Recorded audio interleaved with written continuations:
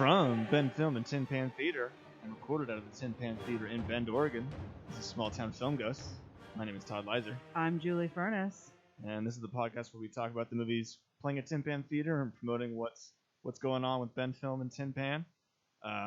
Thank you, fellow film nerds and Bendites, for listening. We appreciate it. Yeah, believe it or not, we are open. Yes. The theater is open. The theater is open. It is exciting and scary at the same time.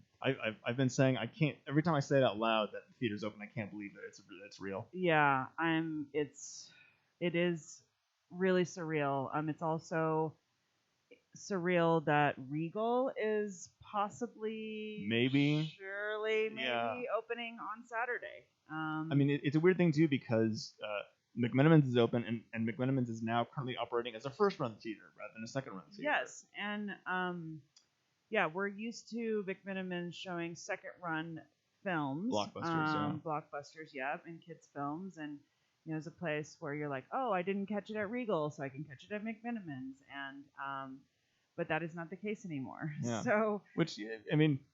It's exciting. I would say if you are someone who feels safe and comfortable going to the theater, I think McMenamins is a great place to go for current blockbusters.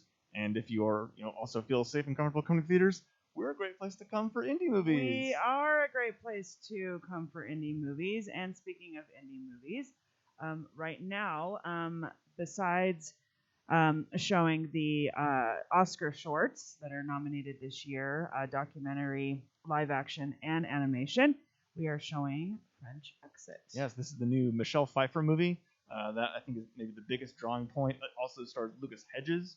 So if you've seen him in the last couple of years in Lady Bird and Manchester by the Sea, a great indie darling of an actor. This is the movie we opened during our second Friday being open. We're currently in the first week of showing the movie and our second week overall of being back open inside. I've seen it a few times. Our co-host Jared, who's not with us today, has seen it a few times.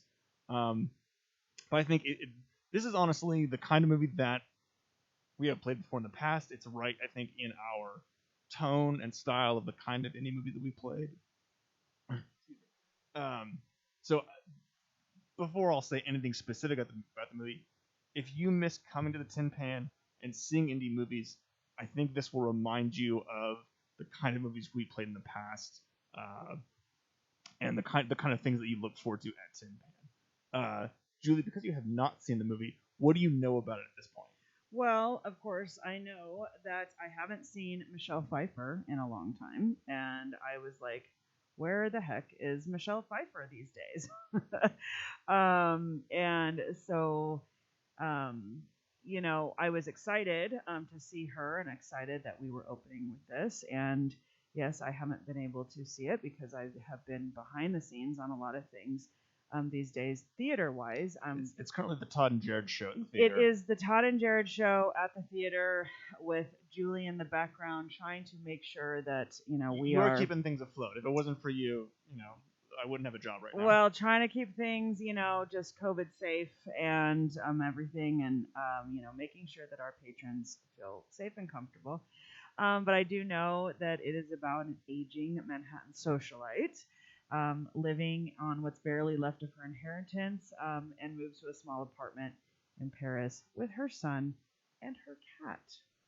So I do know that, and that's really about it. I mean, I know, I've watched the trailer. Mm-hmm. I'm trying to be careful not to overwatch or read before I watch the film. Totally. I don't like to do that anyway. And I'm sad that I haven't been able to be here and watch it with an audience. So I'd like to know about that experience as well. Mm-hmm. It's definitely a movie that can be a little hard to explain without spoiling things. Okay. And we've shown many movies like that in the past, and I've used that description a lot for movies we previously played. This is definitely a movie though it's a dark comedy that when I watched it the first time, it got a couple of belly laughs out of me, which I always enjoy. And sometimes the humor is, like I said, dark and a little cynical. But it's also a surreal movie, and so it doesn't take itself too seriously, which is nice. Okay. And the audiences I've seen it with most people have had pretty big smiles on their faces when they walk out of this movie. Okay. What would you say the age group has been to come see this? It's been a range. I've had young couples in their 20s and 30s, and I've also had older folks in their 50s or 60s. Okay. So yeah, it seems like it's getting a big range of audience members and folks who have been past patrons of us, and pretty much everyone is, or they're folks who are saying, we're so glad you guys are open. We're excited to be back and to see stuff. Because like the Oscar shorts, for example, I've had a lot of people who just say, we're just happy to be here. Watching something. Yeah, we're watching something. Yeah. Watching anything that moves on the screen, basically. Yeah. Not at home. Yeah, totally. But yeah. French Exit, I think, is a unique because it's currently being released by Sony Pictures International, which is a very common distributor that you'll see with us. You'll see their blue logo in front of a lot of indie movies. They're currently also releasing The Father right now, which is up for a lot of awards. Yes, it is. And French Exit is a movie that, in a different year, it might be a movie that is up for awards. Just for whatever reason, it just hasn't gained a lot of traction awards-wise. Mm-hmm. But I think it's definitely a movie that is in that wheelhouse. And Michelle Pfeiffer could have easily been nominated for an award for this movie. Okay. In another year. Okay. Well, let's talk about her a little bit. So I mean, yeah, she's kind of been quiet and away from the scene a little bit, and I'm wondering, she's aging beautifully. I mean, she is beautiful. I think she's one of the very few actresses in Hollywood who hasn't had a ton of plastic surgery done. Although, I don't know. There's conflicting stories on that, I think. But right. But she's just her range is wonderful. Mm-hmm. So is she aging well in this film? I think it's one of the best Michelle Pfeiffer performances, honestly, I've seen. I think it fits her personality very well. Long way from Catwoman, which I admit is still probably the first thing I think of anytime I think Michelle Pfeiffer. And it's kind of ironic that I feel like part of her comeback has been Ant-Man and the Wasp, where she was famous for playing in a superhero movie in the 80s or early 90s. Batman Returns, early 91. Yeah. And then for her to kind of come back with a Marvel movie in the last few years is sort of ironic. But I think if she is on a bit of an upswing and if she is gaining more traction, I think this role in French Exit is really good for her. Like I said, it fits her personality. And I think it uses her movie star persona, which she still has to some extent, very naturally, and you can see it in this role. It's a movie that, like I said, is dark and funny, and a lot of that humor does come from Michelle Pfeiffer really like chewing on this character and really being a presence on screen. Okay. Yeah, because I don't feel like, I always kind of compare actresses in age-wise and what they're doing, you've got like Frances McDormand, who's nominated this year, and she's kind of, Nomadland, I have, some strong opinions about, kind of wondering like, why did she do that? But okay, and then, that kind of film, and then Glenn Close, who's really willing to take on some some physical changes for films, and then there's other actresses who kind of just, this was a wonderful book, it's gonna be a wonderful script, I'm just going to walk on set and do my thing, right. It's I don't want to say easy, but I want to say there's not like, I don't know if the effort is different, Sure. So this seems like a movie that the director Azazel Jacobs, who I've only seen his movie Terry beforehand, which had John C. Reilly in it, that came out like 2011. Yeah, 2011, and the same writer. So yes, and the same writer, which is also interesting because Patrick DeWitt, the writer, he wrote the book French Exit, and then also wrote the screenplay for this adaptation. Yeah. And it seems like a project where I get the feeling that Azazel Jacobs definitely sought out Michelle Pfeiffer. Okay. And maybe it wasn't so much Michelle Pfeiffer coming to Azazel Jacobs. Okay. I think, I get the impression that he probably saw her as working really well in this movie and working hard to to get her in it. Okay. And I think they got a really good performance out of it. Okay. I mean, I think that's pretty. I think that's pretty common, as we've talked about. You know, if you write for the actor or you have someone in mind, it's a lot easier, I think, to put things together. Totally. I think that you know, and a lot of writers do that. You know, they have someone in mind, or they have a specific look, obviously. So, yeah, I mean, I'm excited to see it. I really do. I enjoy what she does. I, of course, yes, think of her as Catwoman, and she's was beautiful in that and beautiful in this. And she's also, you know, there's not anything really that she's done that I don't like. Let's put it that way. So I think she's made some good choices in her career, and I think she's happy. Yeah, I think in reference to this movie, the things I would say to folks is be prepared for, again, a surreal movie. Some definitely there's a lot of ambiguity in French Exit, but I think if you sort of go in with an open mind, you'll be really you'll have a good time. And its weirdness is definitely one of its strengths. Okay. And more than anything. Okay. You know, we should mention that also, I think a lot of actors and actresses at this sort of age turning point, you know, 40s, 50s, late 50s, going into 60s, do move on to television. And, you know, whether it's a streaming series, you know, we have so many wonderful streaming series productions out there, you know, from Netflix to Amazon, to Hulu, to, you know, just, you know, even network television still really, but our HBO, of course, you know, Showtime. So she has started a series called The First Lady, and she will be playing Betty Ford. So I'm really excited to see that, because I'm like, huh? Yeah, and like that sounds to me like very much like a professional movie star decision that, like, yes, yeah, again, assuming that she is on a bit of an upswing and on a bit of a comeback, her getting a regular role on a TV series is totally within that wheelhouse of like securing a good part and having being in something that people are going to be constantly reminded. Right. Yeah. Especially in age of streaming. Yes, and yeah, I'm excited. I don't know. I like that. I like watching that transition, you know, and seeing that character over. And I always just hope for the best with those. You know, we saw Robin Wright do it. You know, we've seen just so many actors, actresses.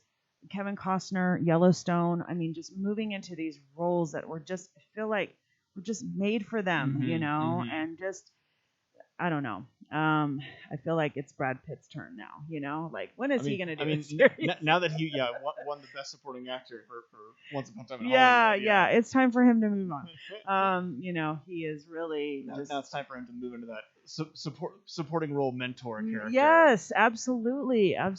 So, I love it. Yeah, so excited, you know, again, excited to see it, excited that we are showing this at the Tin Pan, excited to see our audiences trickling back in, however big they or small they may be, because we do have a small capacity at this time. But for me, it is the light at the end of the tunnel. Totally. I can start to see it, and I hope it gets brighter, and I'm excited to see what is next in our little cave here. I'm still a hopeful person, so I'm not giving up hope by any means. I will say again to our patrons, we're doing our best to make sure that your experience feels safe and you feel comfortable. Please come down if you are feeling comfortable coming to the theater. We're gonna play French Exit for another week at least, and then we also have Wolf Walkers coming up, which is one of the animated movies that's up for an Academy Award. Yep. The coming Full Oscars. feature length. Feature length. We're also going to be playing a documentary called Truffle Hunters, as well as a documentary on Billie Holiday. It's going to come up at the end of the month. And we also have, we're still doing some outdoor movies in the alleyway. Currently, we have a series of retro Japanese 60s monster movies, the kind with, you know, Godzilla and other large monsters fighting each other. And the genre is kaiju. Kaiju. Yeah. Okay. If ever you want to know exactly the word to reference this kind of genre, kaiju is the word. So yeah, we're if you come by the theater, you'll see that on our schedule as retro kaiju movie night. Okay.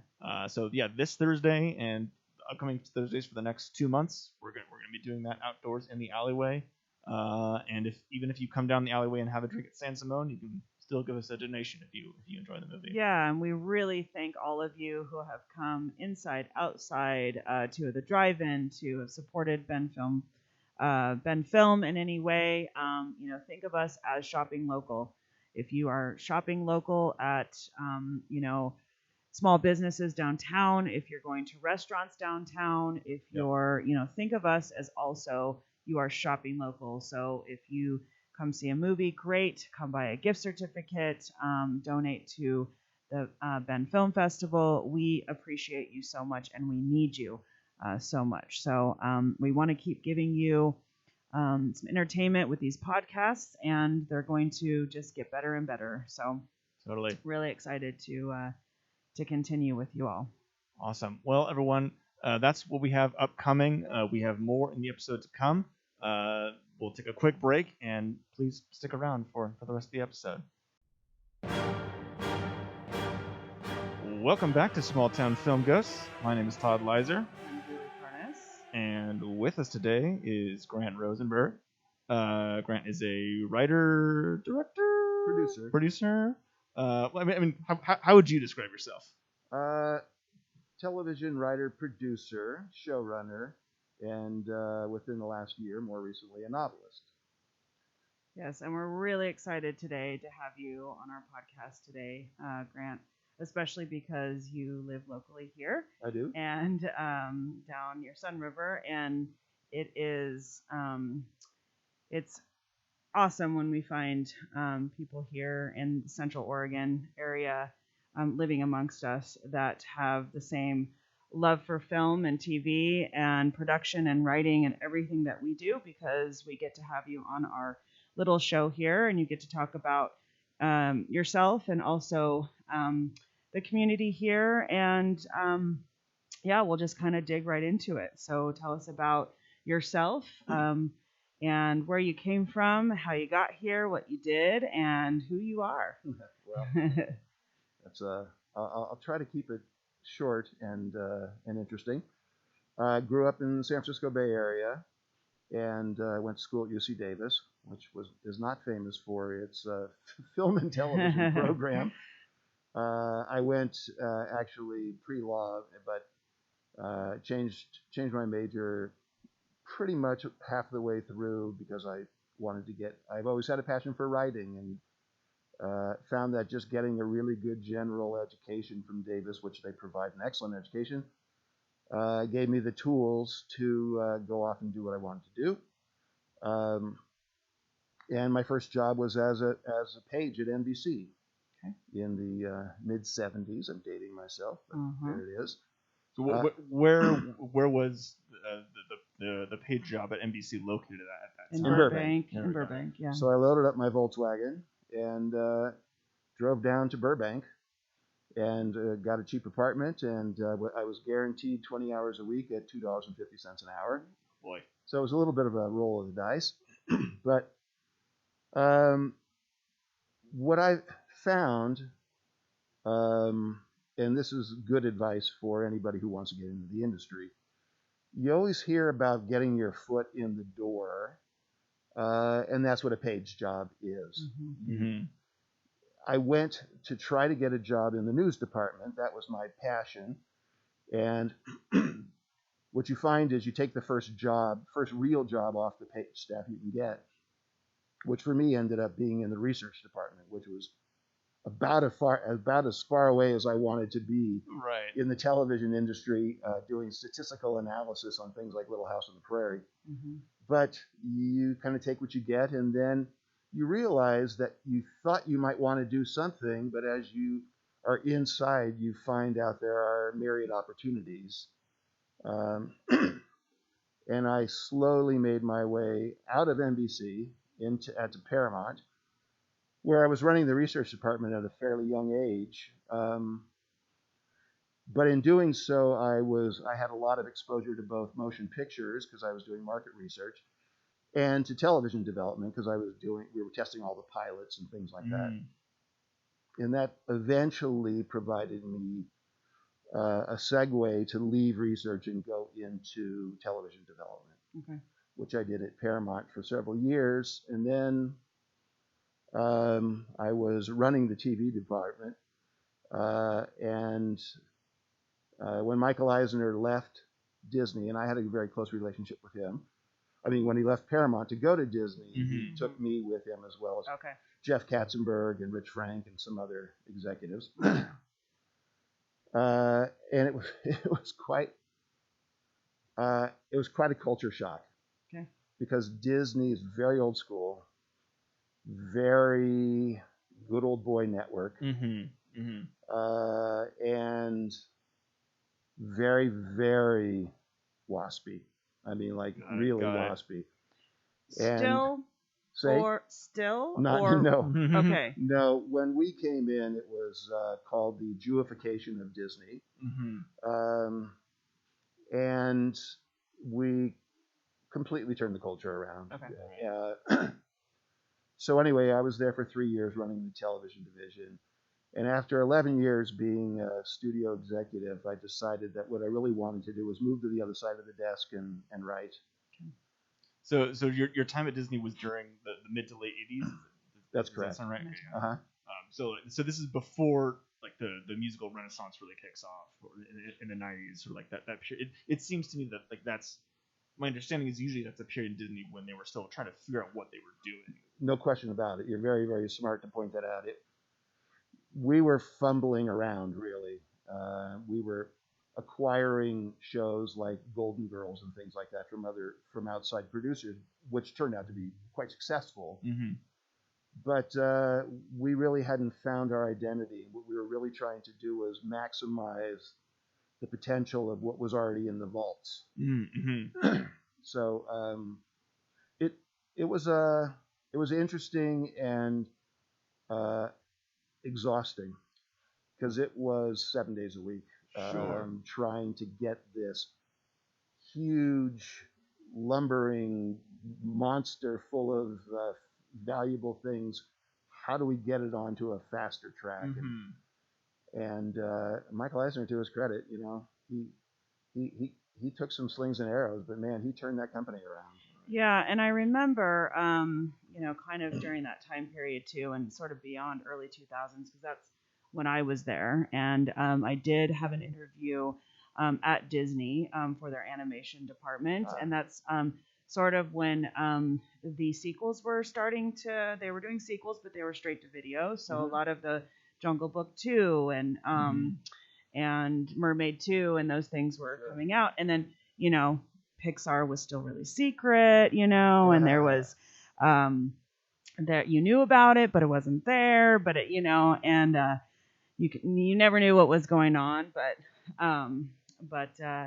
I sort of remember that, and I also worked at Paramount back, obviously way after you did, but I still remember people there talking about people who had worked there when it was Lucy and Desi, their studios, and it used to be such a family place, and I always felt like Paramount was very special. I felt like Disney was special too, but for me, being there working in television, Paramount was a very special place for me and also a special time. I know there were a lot of issues, and I know there were a lot of stuff going on, that would come out later. A certain producer that we can maybe name or not name, Scott Rudin, right now, but I don't know. It just, things have changed so much. Sure. So I mirror your sentiments exactly, because I came from NBC, which is not a lot. I mean, it's not a studio lot per se. It's their buildings. It's a building, and we shot the Tonight Show and several game shows. Ellen's there now, but it was like working at a corporation, And when I got a job at Paramount, I remember I was walking down between two stages, and I looked up in the distance and I saw the Hollywood sign. Yeah. And it was a really weird, fabulous, It's magical. kind of like I'm working on a studio. Yeah, Right, it is magical. Yeah, it was pretty cool. As a matter of fact, I've got one really tiny anecdote. We had bikes to get us around. Yeah. Because the lot's kind of big. Yep. Yeah. And so one day at lunch, I'd been there for 3 weeks or something, and I was probably 24. And so I took a bike and was riding around the lot. And I went into one of the stages. It's completely empty and completely black. And the floor was really, really shiny. And I thought, this would be so cool to ride my bike on this floor and do some donuts. Oh, my gosh. So I started riding in, and someone grabbed me, like, what are you doing here? And I'm like, I don't know. I'm lost. And they flipped on the lights. There was a pool. It was one of the 2 stages that had Oh, dear. a pool in it, like for the... for some water scene. Well, or yes, for something, water scenes or, some of the old-fashioned movies that they did with the underwater ballet. But I was like, okay, this is a lesson I won't forget. Yeah. And Todd, Lizer, I don't know if you've been on that lot before, but sort of center there is a screen where they do their screenings, Mm-hmm. and it sort of like dips down, and so if they want to put water in it, they can. Right. And like sometimes they could get in like people could get on like floaties or whatever and like hang out in the pool there, to watch, films that were in water and stuff. So like that was always cool. I was there when we did Winds of War. As a matter of fact, it was one of my projects because I was doing miniseries and movies of the week at that point. And that's the tank, and we shot a lot of miniatures of water battles in that tank. At night. Okay. Amazing. Yeah. Just when you get behind the scenes, and this is like late 70s, so it's like nothing like what they're doing on movies now. Right. But just these beautiful miniature scale battleships that are floating around in this big water tank, and he's just like, how's that going to look? And it's like, it looks great. Yeah. Like that moments like that remind me how sometimes I'll find out that when something's forced perspective in some movie that I've seen 1,000 times, and I realize that there's just some sort of like hanging scaffolding that's right in front of the camera, and you realize it looks like some sort of giant, massive set, but there's some sort of forced perspective going on. Well, one of the coolest things that I encountered that had nothing to do with me, but when I was working on the Warner Brothers lot, they were shooting, what's that? Not Titanic, but the big ship that goes down. That's not Titanic. No. Dennis Quaid was in the. Poseidon. Poseidon, thank you. So I was friends with the feature folks, and they said you gotta come see what we've done. Mm-hmm. So one stage is the grand ballroom, or the grand staircase. And it's spectacular. I mean, it's just, it's breathtaking. Yeah. The stage next door was the same set upside down. Oh, that's exciting. Oh my guys, this is incredible. Yeah. I mean, Warner's huge. Warner is huge. Universal, bigger than my hometown. You know? So, huge. Well, going over to Disney then, how long were you there? I was there for 3 years. 3 years, okay. It felt like a lot longer. It wasn't bad. It was just grueling. And then I left there, and I was fortunate enough that I'd been in a senior position in the industry and made enough relationships, and I would like to think friends, because you don't always hopes. That I got opportunities to write and produce some shows that normally I wouldn't, because that's not what my background was. And actually, I wrote a couple episodes of MacGyver, and then I went back to Paramount for 1 year on a producer deal, and they had me come over and write an episode of Star Trek, Next Generation, which I'm not a Trekkie. Got it. And they invited me in, and they said, look, don't bother pitching us any stories because you're not going to come up with a story that we haven't already told or come up with. We have a busted script, and we're going to give it to you to rewrite. Got it. So I did. And I mean, I'm pretty diligent, so I watched a whole bunch of episodes to try to get a sense of at least so I knew what was going on. Yeah. And they brought me in, the writer-producer brought me in, Mike Pillar, nice guy, and he said, we're going to take this in-house now. And I didn't take umbrage at it, but he said, you have a nice structure, but you don't have the voices exactly. But we put it through the car wash, and it's just going to come out looking and sounding like one of our scripts. Yeah. And you, as an outsider, not being immersed in it, you're just never going to get it there. I said, all right. Okay. So was that essentially like your first experience, kind of writing on spec in a way? Well, it wasn't spec. I mean, they were paying me, but I've written on spec a lot since then. Yeah. But the funny thing is, I went from there to Warner Brothers, and I created a series called Time Tracks, which was a sci-fi action show that we shot in Australia. And the only reason I mentioned, so this was my show, and I did it with Harv Bennett, who actually came out of Star Trek and came out of the Universal Television School. And the reason I mention it is because we were in Pasadena at a sci-fi convention. And a sci-fi convention basically means it's a Star Trek convention. Right. And then everybody else is just like a party favorite. Right. Especially at that time. Yeah, pretty much. Yeah. So we came on, it was Harv Bennett and myself and Dale Midkiff, who was the star of the show. And we were introducing it to this audience because it wasn't on the air yet. So we came on right after a Star Trek costume show. There must have been 1,000 people in this auditorium who were watching this Star Trek wardrobe show. Yeah. That's what they were there for. Yeah. That was the main event. So the lights come up, and they introduce us. They said, we're going to talk about this new show. And maybe there were 83 people left. And so we showed a clip, and then we said, any questions? And they said, yeah, Mr. Bennett, in Star Trek II, when you wrote, about Khan, he said, I'm not here to answer that. I'm here to talk about this. So it's like, okay, so Grant Rosenberg, the creator. Yeah, Mr. Rosenberg, yeah. You know that episode of Next Generation that you wrote with Worf's son? What exactly?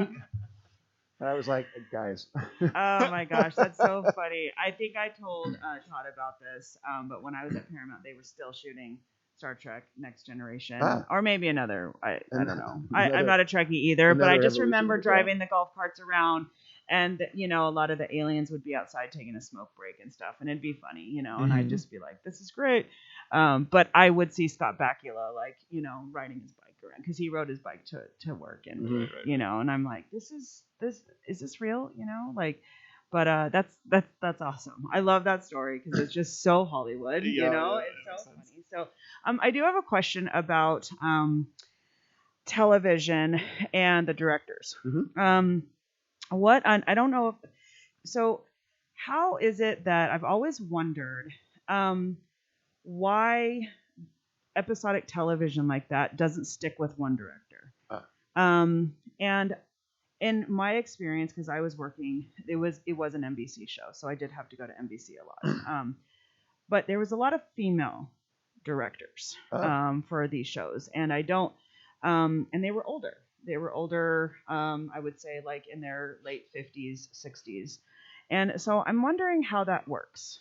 If you could explain that a little bit, because I've always wondered how, I know that they probably direct multiple shows in that series, but how does that whole structure work? Well, first of all, difference between stage situation comedy and a drama.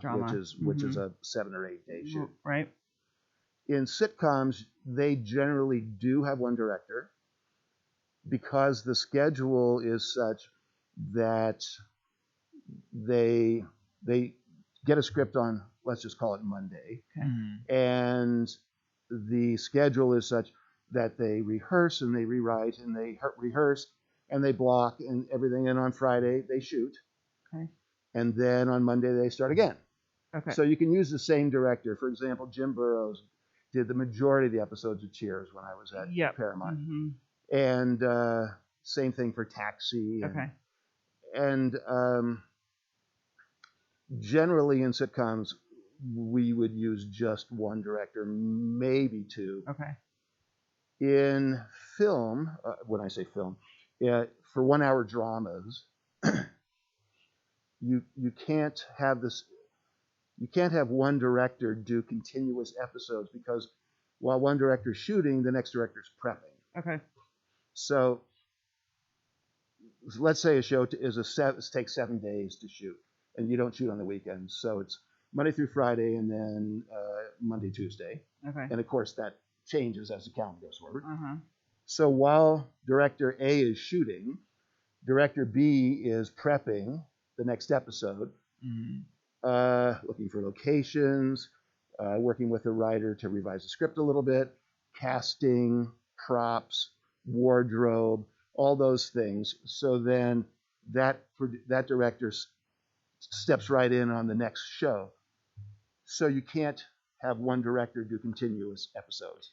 Okay, got it. However, a money-saving thing is to have one director shoot 2 episodes combined, like a 2-hour movie. Mm-hmm.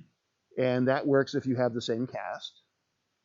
And you can maximize your potential for saving money because you can group your locations together. Okay. So if you're shooting in a mansion, which is a location, and if you have scenes there from episode 1 and scenes there from episode 2, you can park your trucks there for a couple of days and shoot all those scenes. Mm-hmm.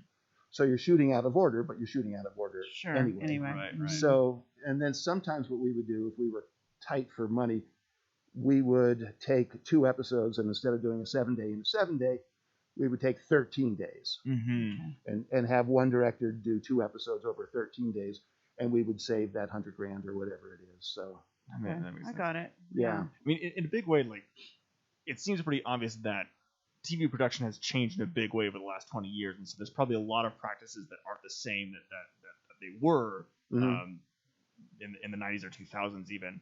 And do you get a sense that because I often the impression is that TV production is more and more like movie production these days, do you get the sense that it is really different than when you were working as to what it's like now? Well, the last show I did was maybe 4 years ago. So I mean, I've spanned it from the mid '90s through till now, and it's not really like a feature. Got it. Okay. I did one feature, a little horror movie for Warner Brothers called Valentine, and when I got the first production schedule, it's like, we're shooting 4.5 pages. It's like, what are we going to do after lunch? Because in television, you shoot 9 pages. You're moving so fast, right? And the difference back then was it has nothing to do with performance. It has nothing to do with the location or the set dressing. It's all about the lighting. And a DP in television works fast. Right. And has to work fast. I imagine there's like a set lighting standard for a certain television show. Or... There are. I mean, especially if you've got, let's say CSI or something where you've got. Sorry, I didn't even hit the mic. I did the same thing. Where you've got standing sets. Quite often, what you'll do is you'll build a lighting grid up above, so the set is pre-lit when you walk in, and then based upon the blocking where the actors are going to end up being, then they do fill in lights. So it's pretty quick for shows like that have standing sets with overhead grids. Right. Features take a long time. Yeah, if they've got 40 lights on the truck, they'll break them all out. Yeah. And they may flag 37 of them. Yeah, right. But so long. But it's just like, come on. Gosh, I know. It takes so long. And features also have the advantage of setting up much more elaborate shots. Not just the glamour shots of like a okay, we're going to do this entire 5-page scene in a oneer. Mm-hmm. So we're going to rehearse it for 3 days and then do that. I mean, that's effective, but you don't do that in television. Right. But also they can do, they have the ability, because of the finances, to do 360s, to do, Yeah, right. And in television, if a TV director walks into a room, the first thing you say is, what direction are we shooting? And that's the direction you shoot. I mean, you do reverses, but you light it going north to south, and then you light it coming back the other way. But sometimes a director will say, I want to see everything. It's like, pal, we don't have that kind of time. Yeah. There's already a streamlined process that can't really be messed with too much, I bet. Yes. So going back to writing, because that was that is your passion, and that's I want to dig into that a little bit about you and what you're working on now for sure. But I do want to get out there what, for an aspiring writer, screenwriter, television writer, what path should they take? Let's say when they graduate from college, what path should they take? What advice would you give? Where do they go? What do they do? And how do they do it? If only I knew the answers to that. No. Well, one of the things is, and this is going to sound like the most trite, flippant answer, but they have to write. And a lot of people think that writing's easy. And once they start trying it, they realize it's not. And once they get rejected once or twice, they say, the heck with this, I'm going to go see if I can get a job at the bank. Okay. I taught a class through Gotham Writers Workshop, which is a terrific writing program, which is all online, in screenwriting writing for television, writing episodic for television. And I think we started with 12 people, and it was once a week for 10 weeks, and it was a really, really not imposing on your time class. Okay. By week 2, I think 3 people had dropped out, and they didn't get their money back. Okay. Right. By the end, there were 3 writers left who actually completed the assignment, which was to write 1 act of an existing show, like a Sopranos or whatever else they were writing. I say that because it made me sad that the people who started this backed out of it because they realized it was hard, and maybe it was something they weren't cut out for. Now, it cost them $500 to realize this is not something I want to do for the rest of my life. So I guess it's a cheap lesson, cheap life lesson. Sure. But the people who stuck with it did a good job. And could you see their passion? Yeah, definitely. For it? Okay. Definitely. Okay. Their passion, their talent, their ability to translate notes and to implement the notes. One of the things as a young writer, a writer of any age, but a young writer, is if you can find someone who will read your material, someone who has some modicum of experience, and they give you notes. Getting notes is not easy. Okay. Well, first of all, giving notes is not easy. I mean, it's easy to be critical, but giving constructive notes is, I wouldn't call it an art form, but it's a learned experience. Because you have to give notes to somebody that even if the project isn't very good, you want to give constructive notes. Because otherwise, if you just say, like, that dress is ugly, they're going to shut down. Because you want to be able to identify, how can I help this thing improve? And you don't have to rewrite it for them, but it's like, I don't understand the character's motivation to get from A to B. These are some examples of how to drive that person from A to B. But I'll leave it up to you to do that. Sure. So if you're a PA and you're on a set and you're, film or TV, who do you give your writing to? Who do you? You have to find someone who is amenable to looking at it and to taking you under their wing. And it doesn't have to, you don't have to invite, the person doesn't have to invite you come live with them.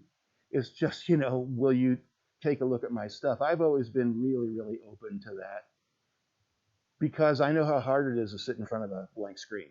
Mm-hmm. And if you don't impose too much on someone's time, and if you're truly keen on doing this, you should be able to find somebody who will take a look at this. Now, getting an agent is obviously critical. Sure. The Writers Guild, WGA, has a list of agents. Goes on and on and on and on. Right. And on. The agency business is in turmoil right now, but let's assume that it's not. Right. Mm. They also list agents who take non-solicited material, which most agents don't. I mean, right. Like William Morris or CAA is probably not going to look at a script from some young kid from Biloxi or some young kid from Hollywood. Sure. Yeah. But you want to target the young agents because the young agents have to build their list. Yeah, they're working just as hard as you are, essentially. Yes, and a lot of it, and this is unfortunate, but a lot of it is networking. Yeah. Which is what we're doing critical, here. right? Yeah. And it's like if you let's say you live in Bend, and you're a writer, you don't have an agent. You don't live in Los Angeles. You can't go casually meet somebody at Musso and Frank's or wherever you would go to meet somebody. Mm-hmm. Industry parties and mixers and things like that. Mm-hmm. So you look on Facebook and you join BendFilm and you join Willamette Writers and you join the Portland Writers thing and you start going to COVID aside, you start going to local meetings and you start networking. Mm-hmm. I spoke at Willamette Writers meeting prior to COVID in Portland, and there were like 100 people there. Okay. And most of them interested in writing to some degree. And then afterwards, there was a mixer at a bar, and 10 or 12 came up to me and introduced themselves, and I mean that's the beginning of starting a relationship. Did they give you their script? No, but the other thing is too is besides writing, you have to be. I lecture at colleges a lot, or at least I used to, and I always just said the same thing.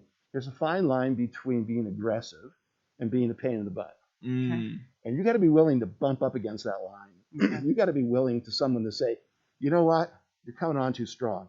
Because if you're not willing to bump up against that line, you're not going to cut through the chaff here. Mm-hmm. So then that writer, that buddy, that wannabe, whatever. How do they get themselves in the writer room? Are there internships in, writing teams for TV or? There are studios do have programs for young writers, or now what's become, it's going to sound callous to say it's become fashionable, but it's become a reality that there are more opportunities for female and ethnic writers, which about time.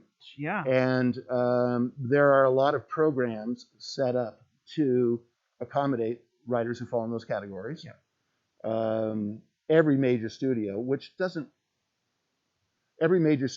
say there's 7 studios, they all have like a new writers program. But if there's 12 people in that and there's, 10 studios, that's a minuscule fraction of the people who want to break in. Mm-hmm.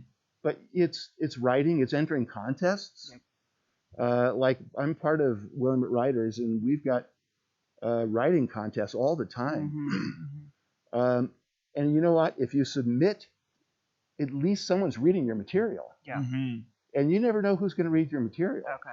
Okay. So you have to A, write, B, not be discouraged, and C, be aggressive about finding out ways in today's world, how do I get this to somebody? Mm-hmm. There are services. I actually did one for a while, but it turned out to be a loss leader for me. there are people who read your scripts Mm-hmm. and give you copious notes to help you develop your script further. Sure. Part of the service is not, I'm going to introduce this to an agent, but I can take your script from A to a solid, something else that you can then submit it. I found that the people who were sending me scripts, it was just sad. The material that was coming in was sad. And it was such a drain on me creatively and physically, psychologically. It's like, I can't read another Right. really terrible script. Right. Got it. Well, thank you for that advice for sure, because I know our listeners. Todd was a teacher of film history, and that's what he loves to do. And he is really good also about giving advice to students and working with. I try. Working with young, we have a couple staff members here who are young Mm-hmm. in film school. We're in film school, graduated anyway, so we want to steer them on the right path. Sure. I was in production, Mm-hmm. and so when I went onto a film set for the first time, I knew exactly what I wanted to do, and I did it. Right. And then I could walk away going, okay, I was satisfied, and I did it, and I'm on to other things now. If I can just say one more thing. Sure. Putting aside writing, which is an art form unto itself, I get young people asking me, how do I want to become an editor? I want to become a producer director. I mean, it's like, okay, Yeah. pump the Of course brakes a you do. little bit. Yeah. But there are so many now that post-COVID is on the horizon. Mm-hmm. There are a lot of opportunities there. I mean, I'm seeing postings all the time, if you belong to the right Facebook groups, looking for someone, to help me on a short film, 2 days work in, wherever, the Dalles, wherever it is. Mm-hmm. Eastern Oregon. And they're always looking for people. Now, it's like sometimes it's paid, Mm-hmm. sometimes it's not paid. But, to be on a set with people, you don't know who you're going to meet. Yeah. And making those relationships. So I got a call, this will be very brief. I got a call, or actually an email from a friend of mine who's a terrific writer in television, very prolific. And she said, there's this young guy who wants to become an editor. Would you talk to him? I said, yeah, sure, I'll talk to him. Get an email, set up a time, Sunday at 10. Mm-hmm. And he's like, I'll call you. So I'm sitting there, 10 o'clock, 10:10, Mm-hmm. 10:15. His phone number's on the bottom. I call him. He's like, hello? Hey, who's this? I said, it's Grant. Oh, sorry. I was up late last night. I forgot to set my clock. I mean, I don't even have to tell you what the rest of the conversation was. Sure. It was like, are you kidding me? So that's a really easy lesson, which is there are a lot of people who want that job, whatever that job is. Yeah. You got to get there ahead of time. You got to get there with your shoes polished and your and your hair slicked back or whatever. Gotta answer the phone, because I've certainly missed some of those opportunities. So for sure. Well, with the time we have left, I do want to for you to talk about your current writing project. Oh, thank you. I think it's really exciting, and we'd like to plug it. And one more question: are you still friends with Michael Eisner? Well, I would say we're friendly, but I mean, we don't exchange Christmas cards.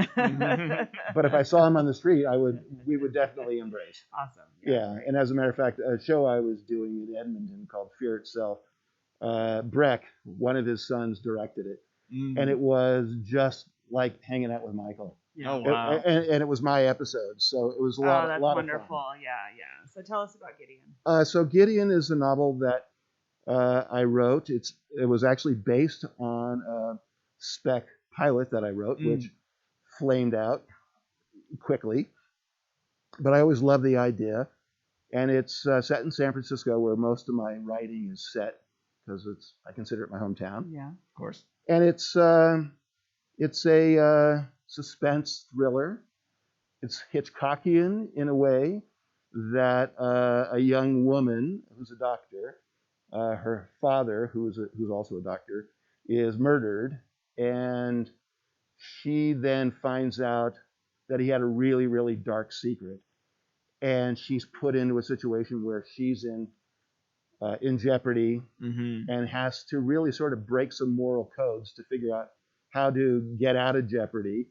And the Hitchcockian aspect of it is taking a normal person and dropping them into an abnormal situation. Love it. Which is great. It's very fast paced. It's called Gideon, and I've just finished the sequel. It was published last October, available on Amazon and wherever fine books are sold, including Roundabout Books. All right. Wonderful. Yeah. It was a really fabulous experience to write prose after having written probably 100 hours of teleplays. It's very freeing, and you don't get any notes, which was also lovely. But yeah, it gave me the ability to get inside of people's heads, which you can't really do. Well, you can do it in film, but you're doing it as a collaborative basis with an actor and a director. But in novels, obviously you can write down people's thoughts. But anyway, Did you have a local editor or? No. No. No, I wrote the book on spec, obviously, and then took it out and tried to find a publisher, and I found the publisher, Pegasus Publishing. It's in London. I had a little bit of a leg up because I at least had some cachet as a writer going in. But it was a great experience. I mean, in opening up that box when you see that what you've written is a novel. Oh, that's exciting. So we're currently, my agents are currently shopping it as a feature. I was just going to ask that. or a television series. It's at Netflix and it's at Warner Brothers right now. And frankly, I'm not sure where else it is. And my agent said, "Now, Grant, you have to be patient. This could take a long time, and I don't want to, I want to temper your expectations." And I said, "Well, first of all, I've been in this business for over 40 years, so my expectations are not really high. Right. I understand what it takes to get from the written page to starring, Michelle Pfeiffer." Yep. And I accomplished what I wanted to accomplish. I didn't write it as a way to be made into a feature. I wrote it because I'd never published a book before. I had a book published, and so that was extremely satisfying. But I encouraged my agent to take it out because for people who read it, I think they would agree, it smacks of being shot. Sure, Okay. yeah. I'm sure coming from that world, it naturally is imbued with that quality. Yeah. And it also sounds like any further success would just be a cherry on top of it. Absolutely. Well, and I've other authors. We have the series here, Author, and a couple years ago, Piper Kerman, she came to Bend and she wrote Orange is the New Black. And, Oh, wow.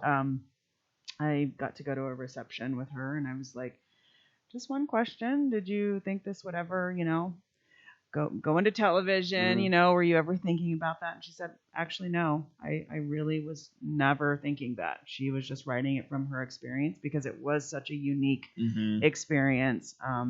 And the series was great. I think it went on a little too long. It could have probably been wrapped up in, 4 or 5 episodes. I'm sorry, seasons. Right. However, good for her. Yeah. So.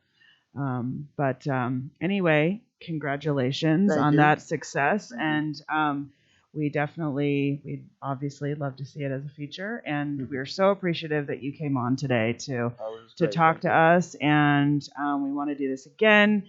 And we hope to see you in the theater and at some BendFilm events as well. So Thank you so much. Yeah, I look forward to getting back into the organization. I was somewhat active with it before COVID, and then because of a lot of situations, it just we hunkered down. Yeah, but absolutely. It'd be nice to get back in the swing of it. Wonderful. It's a great organization, and I love this theater. Yeah, thank you so much. Okay, Thanks so much, Grant. My pleasure. Thanks for having me.